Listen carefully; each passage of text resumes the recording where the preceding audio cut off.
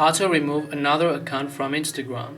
Hey everyone, welcome back to our channel. In this video I will guide you on how you can remove another account from Instagram, so make sure to watch the video till the end.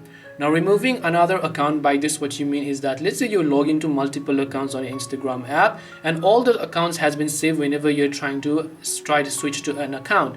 Now let's say you want to remove those other accounts. Now in my case I only have one because I removed them, and I will also show you how you can do that.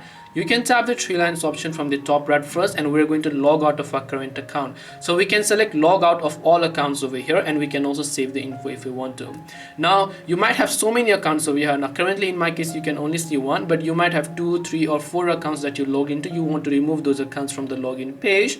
To do that, what you have to do is whenever you're on this page, you will see a gear icon, which is the settings icon from the top right, which you have to just tap on it, and you'll find a list of profile that you have. Because in my case I only had one, it is directly giving me this option, but you have to select a certain profile and it will give you this option that says remove profile. So then when you tap the remove profile and tap on remove option, those accounts that are saved from your Instagram app will get removed successfully.